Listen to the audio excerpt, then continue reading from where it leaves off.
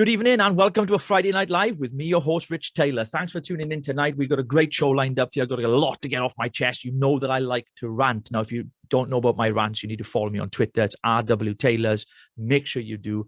And if you want me to send a ranting message to one of your loved ones, just let me know. I'll do it for free. Not on Cameo. I'll do it for free. Yes, you're on Rich Politics Live tonight, Friday. It is Friday. We're still in November, but people are putting their bloody Christmas trees up already. Yes, and their Christmas decorations. I suppose they can be forgiven given the shit year that they've all had. But come on, it's a bit early for Christmas decorations and trees to be going up. I think you'd agree. Well, don't forget to hit the subscribe button. Come on. You support me, support the channel by doing that. We are looking at setting up a Patreon account because many people have been asking me, Rich, how can we support you? Because everything I do, all the rants that I give, of course, it comes out of my own pocket. I don't ask for a penny. But I've been asked to set up a Patreon account by my team because people want to give and support what I'm doing. They believe in my cause, in being actively involved in protests and fighting for freedom and standing up for the little people and raising money. Of course, many people have seen the crowdfunding page that I set up for Cinema and Co. when they were closed down or attempted to be closed down by Swansea Council because they refused to take on board the government's mandatory vaccine passport scheme. And so as a result of that, they're now facing legal charges. There will be some legal recourse. And I went out on a limb and set up a crowdfunding page, which to my utter amazement started on £5,000 and it's now exceeded almost £60,000. So a huge shout out to you, the people who gave to that crowdfunder. It's still ongoing, by the way. You can still give to it. The link will be in the video. And we want to support this business and in the future, many other businesses. I'm working on a few ideas so that we can get money to businesses that refuse to accept the government's draconian measures into the different industries, not just the hospitality, but all kinds of areas, the arts and everything else. There's loads of areas we want to be able to do something. So stay in touch. There's going to be a lot more coming out on that. But I want to discuss something that really pissed me off this week.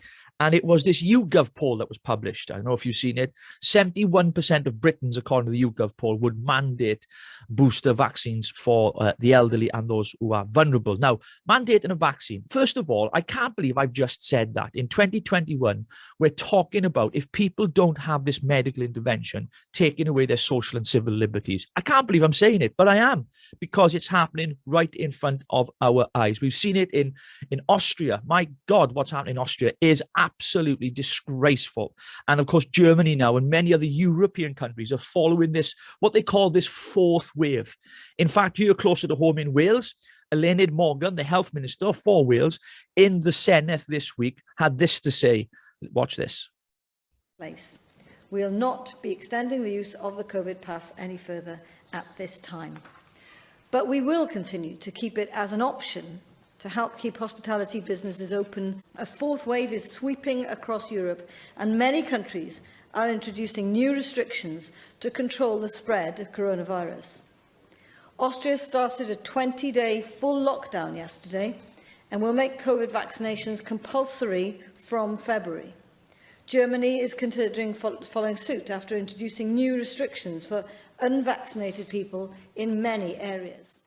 Well, she doesn't seem to think, or she doesn't have a problem, at least, with Austria, Germany, Slovakia. The way that they're dealing with this fourth wave is to mandate vaccines and lock people up. She doesn't have a problem with that. So get ready, Wales, because it wouldn't surprise me if we see the same thing coming to our beloved country as well. And across England, Boris is holding back on vaccine passports. He knows there'd be a massive backlash if he did, thanks to all the freedom fighters on social media that keep campaigning and saying, no, we won't do it. And there is a Together Declaration that you can sign. I'm part of. I'm an ambassador for them here in Wales called the Together Declaration. And it has 150,000 signatures of people who say, no, we will not accept vaccine passports. Many other issues as well on vaccinating children and so much more. We're not going to go in that tonight. Cinema and Co. Let me go back to them. So this crowdfunder page, it's amazing that as soon as we set it up, it went viral. I mean, it was amazing. People shared on social media. And they've had a massive backlash. Anna Redfern, who's a single mum with 2 children, has had a massive backlash from Black Lives Matter in Swansea. Yes, they are what they accuse you of. This is the group that claims to be standing up for racial equality and justice. Yet they're calling this woman a racist because she's been supported by people like me. Now, I can tell you that I am not the racist. I got plenty of friends that can witness to that and testify as well. But because it's me, they don't like it. They don't like the fact that this Welshman that they hate because apparently I'm a far right winger or something like that. Well, I'm just a Welshman, really, ranting. Then they shouldn't be connected to me or other groups that are supporting her. But reality is we've done that and they don't like the fact we've raised all that money because they haven't got any, because there's only about 12 of them in Swansea anyway, let's be honest. And of course, another thing that pissed me off this week, I got annoyed at it at first, but then I thought to myself, well, no, this is just ridiculous, was the Santa Claus advert in Norway. I mean, it just makes me want to spew. I mean, why on God's green earth are we allowing this crap to be on television screens across Europe? I mean, look, I know it's Norway, it's not in the UK, it doesn't affect us. I mean, we saw the Santa Claus one with the vaccine passport in Tesco's, got boycotted, got taken down. Good job, well done, everyone that boycotted Tesco's. Still won't shop there. I got a Waitrose. But anyway, so the Santa Claus advert, yes, so I put a tweet out earlier this week saying that Santa Claus had left his wife because he's having an affair with another fella. Got some reaction to that. But yeah, let me just play the video. Just watch this video and we'll come back and discuss it.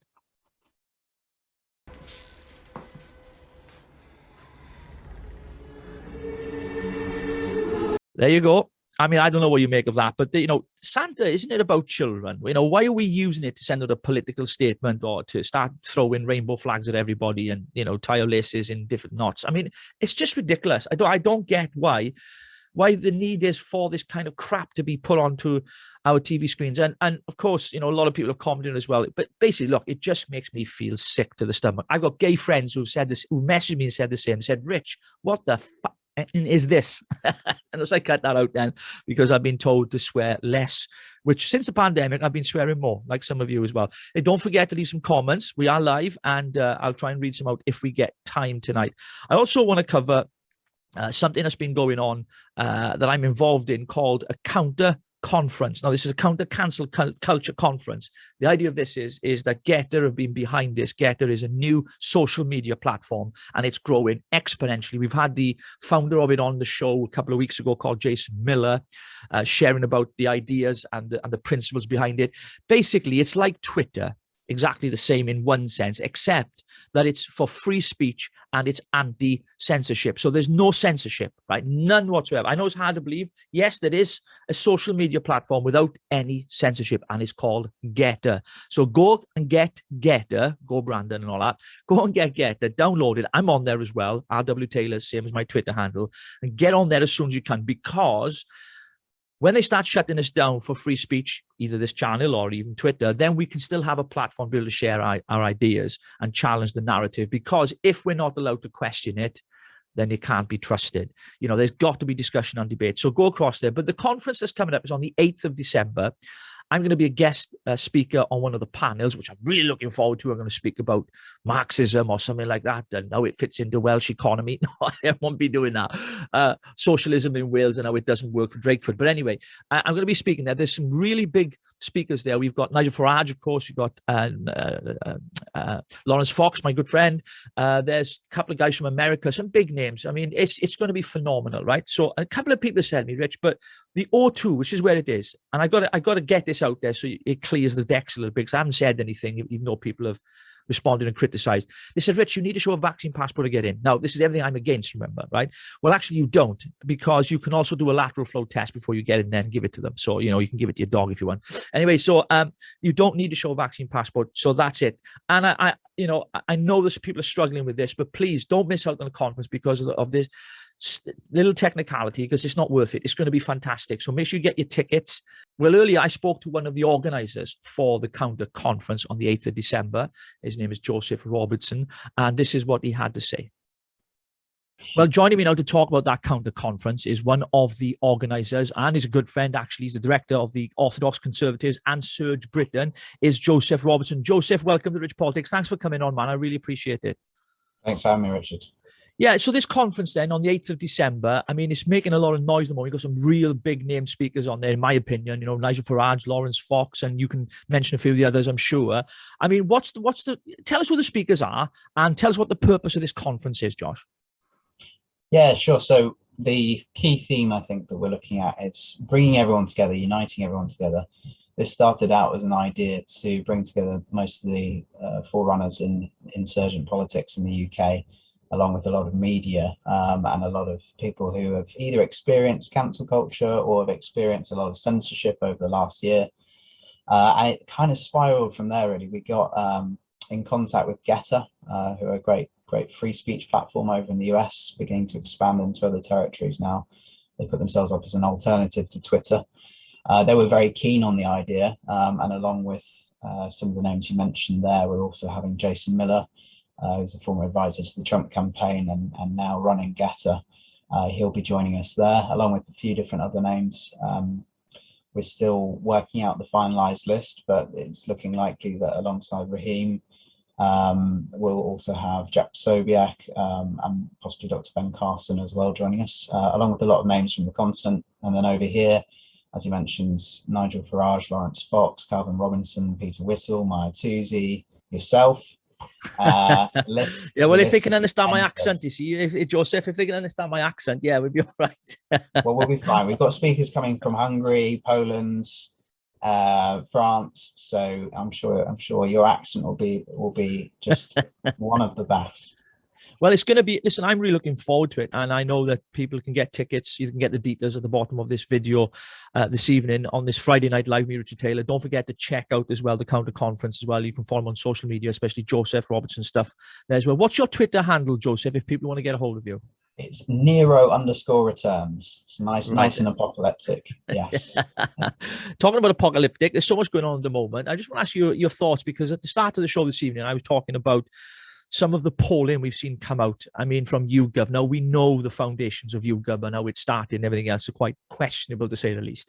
I mean, what do you make of the polls coming out recently on people wanting people to have mandatory vaccines or people wanting lockdowns? Because they're extraordinary, aren't they?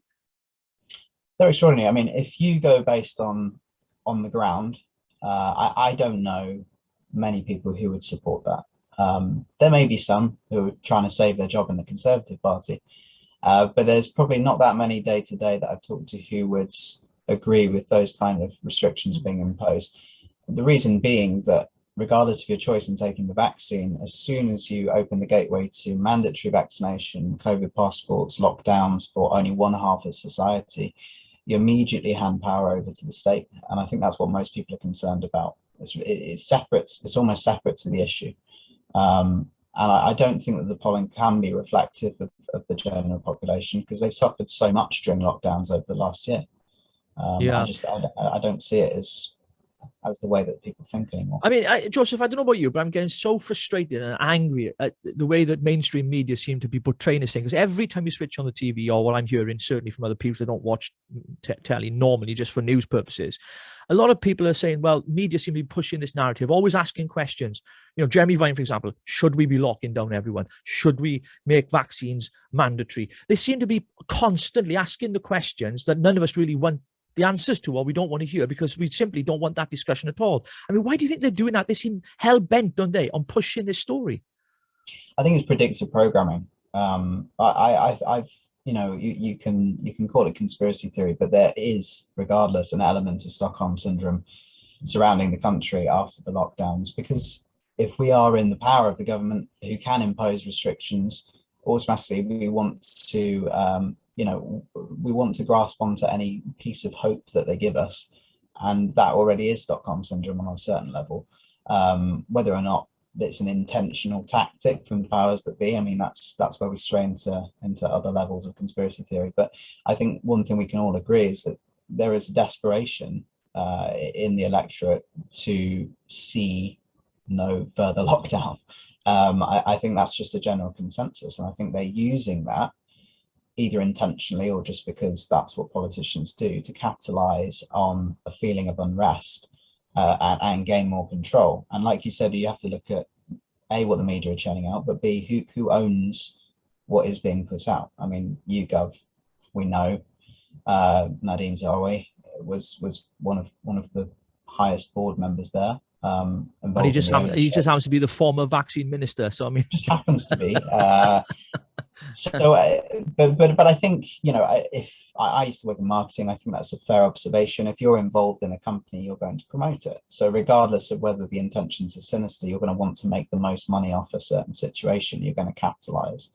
Um, they're doing it on a level that is playing with people's lives and livelihoods. But regardless of whether or not you think that there's any broader conspiracy behind it all, you have to be aware that that's just the way that human nature is. People will tend to capitalize on opportunities to make money, and that's what they're doing right now. Yeah, let's move this on, because you're the director for Orthodox Conservatives. I want to talk a little bit about, because we've seen this, of course, and as you say, you know, amongst the populace, you know, people, normal people like myself, consider what's going on right now, pushing this mandatory vaccines and, you know, vaccine passports, where we're great believers in freedom and all that kind of stuff, as I am. And I've been to so many protests. I think I've protest out. They call me Mr. Protest in these parts now these days. But anyway, I mean, the problem we have as well, we've not had any real opposition to some of these draconian measures. We've seen Labour. I mean, Keir Starmer, since he became the leader of the Labour Party, he's not really offered any alternatives. We've got no real opposition, Joseph, have we? No, I agree. I mean, the position of the Orthodox Conservatives has always been that we need to take the party back. We need to take the Conservative Party back. We need to start from the roots, work our way up, and reintroduce social conservatism, liberty, defending what this country was built on. And there's always been a lot of interest in that message, because one of our advisors, Sir John Hayes, obviously started the Cornerstone Group with a similar kind of intention. And there has been a lot of interest from different MPs, and I think 2 years ago, our message was probably something that would have been widely circulated in Parliament, certainly among the backbench. And I think now what we're seeing increasingly is that the number of MPs willing to speak out on liberty issues is growing smaller and smaller every day. And we're left with a frightening prospect of not really having an opposition even within the party. There's not really many voices left representing social conservatism, let alone representing the wishes of the British population, which tend to be broadly conservative in terms of societal perspective, whether or not they vote left or right.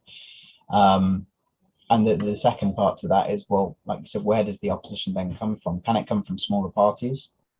I mean, in terms of the actual vote, aside from Brexit, which was an outstanding unifying issue, there haven't really been many opportunities to bring together smaller parties to form one kind of opposition because of the way the first past the post system works. Yeah, I think that the conversation on post-Brexit and political parties, because we saw a huge surge, didn't we, of parties either rebranding or new parties being created.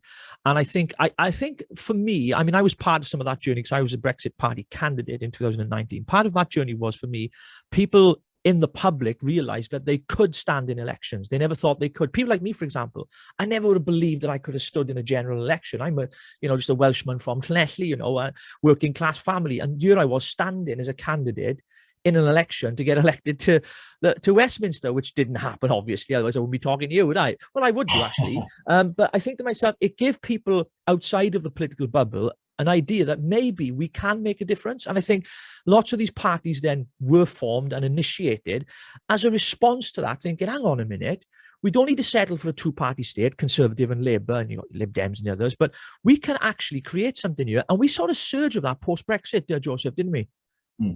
I think with all great movements, what happens is once you lose that central cause or that central figure, in that case it was Nigel, things fracture.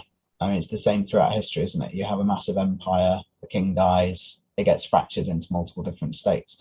And that's what we've kind of seen after Brexit. We've seen the warring factions emerge, if you like, and look at other issues. And that's totally fine, because that's the way democracy works. At the end of the day, you're all going to have different opinions. But I think what people lost sight of was the fact that while we had our heel on the government in terms of Brexit, we should have capitalised. And we lost that vision quite quickly afterwards. And less than a year later, hearing rumours of coronavirus happening, and less than 3 years later, we're more or less entirely subservient to a one-party state. So things happen very quickly. And I think that's the problem, is that with reactionary movements like Brexit, which is what it was when it happened, maybe you could say Nigel was a visionary, but apart from him, it was pretty much a reactionary movement. There's not much forward thinking or forward planning. So now we're at that stage where no one's done the planning and everyone's having to come together very quickly, butt their heads and try and find something that works.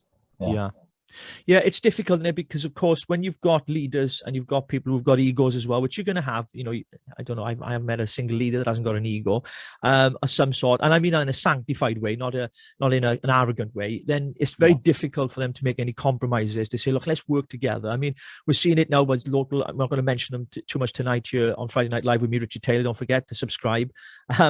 You know, we've seen it in by-elections recently here now that are going on at the moment, you know, and it's a shame really, because I think we know it's going to split the vote. We know that our vote's out there, and I don't think any of them are going to make the traction that they believe or think that they're going to make. That's just my personal opinion. I hope I'm wrong. It'd be nice to break into that Westminster bubble, but unless they work together, I can't see that happening. Are you of the same opinion on that, Joseph? Yeah, I mean, that's an issue. I wouldn't go too much into it, but it affects me quite close to home. I'm a North Shropshire former resident and still go up there quite a lot. I will be up there for unspecified reasons over the next few weeks. And I will be supporting a particular candidate in that election who isn't the Conservative candidate. But what I would say is that without that kind of by-election happening, we're not going to regain what we had with the Brexit Party. There might be some infighting. I know the votes can be split between Reform and Reclaim. There will be probably some infighting in that campaign, but at least it shows the willingness to kind of go out to the general population and say, look, this wasn't a one-time thing. You do need leaders who are going to lead us back to where we were before.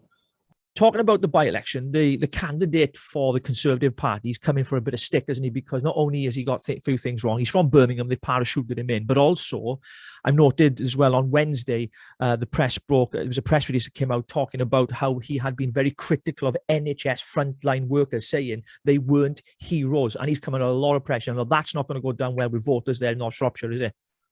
Not at all. I think that's especially potent on the local level. I mean, if you look at the national level, Sajid has managed to get away with saying a lot of things about NHS workers and hasn't suffered the consequences in the way he would if it was on the local electoral level.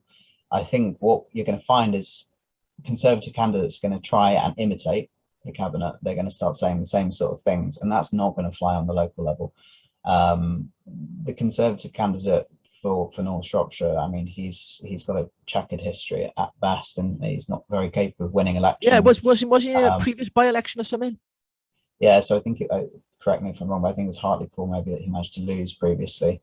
CCHQ are managing the entire campaign for North Shropshire, which suggests they don't want local interference. They don't want any kind of local involvement.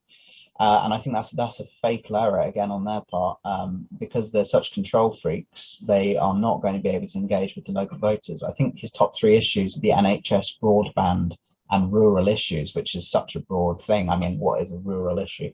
But talking of broadband, Boris couldn't find his notes the other day in his speech. Did you see that one? Broadband. Well, forgive me, broadband. Yeah, failing on his manifesto in front of our eyes. What a surprise. Yes, so it's a strange situation for the Conservatives because nobody really likes them. It's gone full circle very quickly. Yeah. Well, Joseph, listen, we're delighted having you on. Folks, this is the Director of Orthodox Conservatives and the Director of Surge Britain as well, coming on to talk about a number of different things, but more importantly, the Counter Conference, which is on the 8th of December at the O2 Indigo Arena. Joseph, just quickly before I let you go, where can people get tickets? How can they find out about the event? So all the ticketing and event details are on the AXS website, which is the O2's ticketing platform. You can also get some brief details about the event on there. There's plenty of stuff out on social media. Make sure you follow Getter on Twitter or Guess on the Getter platform. Jason Miller has put out quite a lot of stuff about it as well, myself and various other outlets. So if you've got any questions, feel free to get in touch with me. Brilliant, Joseph. And Jason Miller's a good friend of the show as well. We had him on a couple of weeks ago. Had a fantastic time. And I'm on Getter, by the way, folks. You need to get on this platform because it's pro-free speech and anti-censorship, and it's fantastic. So get yourself over there. Make sure you do, because Twitter's going to come tumbling at one stage, I think. I fear. When I say I fear, I'm looking forward to it, really. Although I use it quite a bit, so, you know, it's a lot of my followers well, are. Raheem just got cancelled, didn't he? So, yeah. Well, they're cancelling people left, right, and centre. And of course, we need to have these platforms. I'm excited to have it. Joseph, it's been an absolute privilege having you on. Need to get you back on again, sir. And thanks for coming on Rich Politics. Take care. Thanks a lot for having me.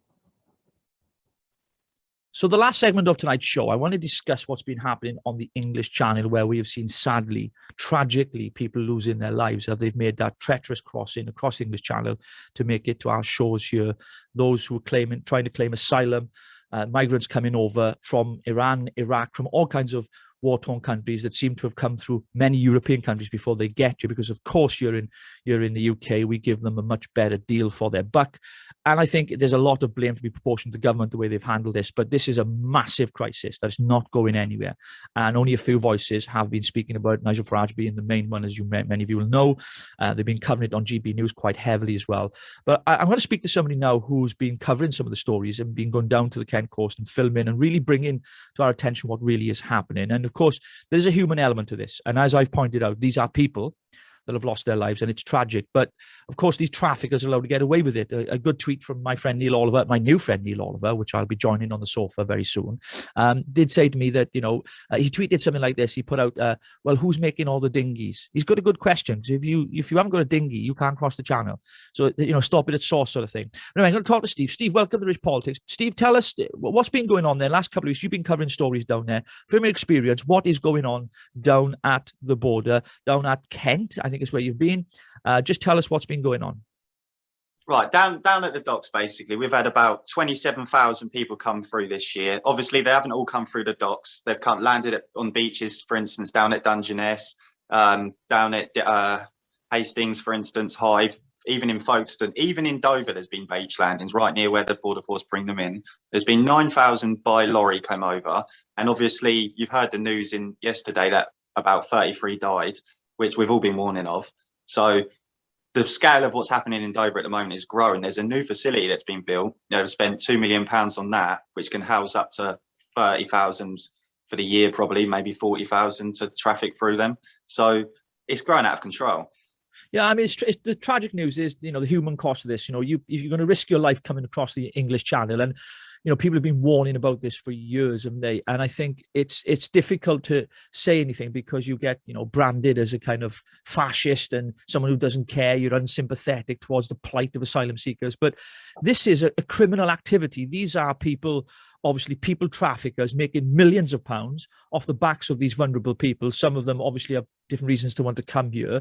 And I think, you know, I've heard you commentate a lot on this, that the issue is around the way the UK is set up, the benefits that we afford people that come as asylum seekers.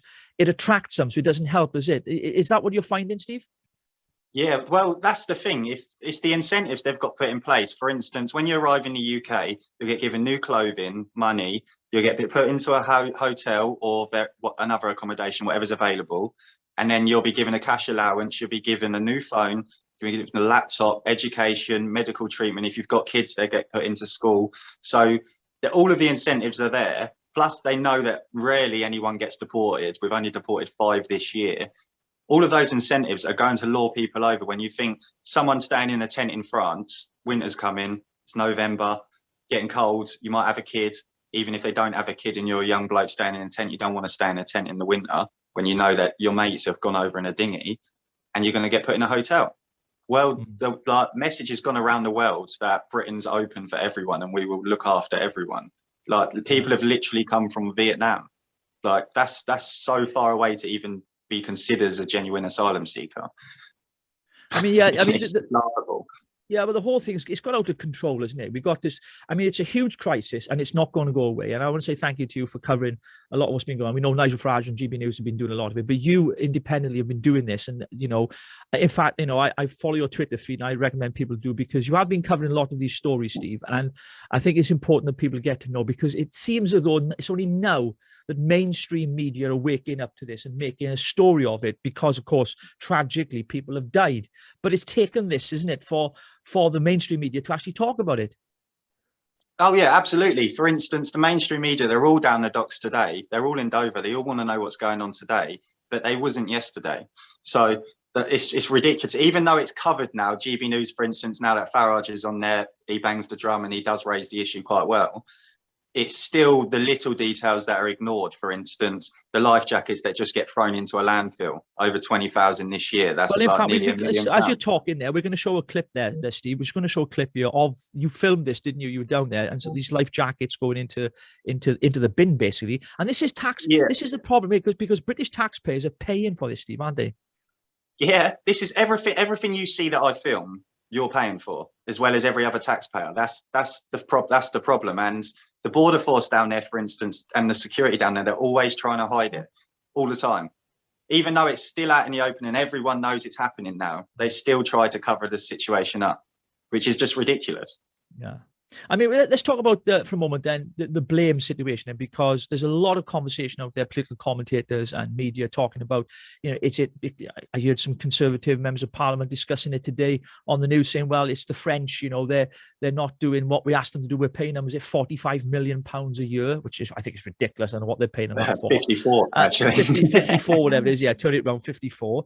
And then you've got the UK government blaming France. You've got France blaming the UK government. Then you've got people blaming the people traffickers. Then you've got people blaming the actual asylum seekers, quote, illegal immigrants, or whatever you want to see it. I mean, who is to blame here? Who is it, Steve? Well, there's the main people to blame is our government, because they're inviting them over.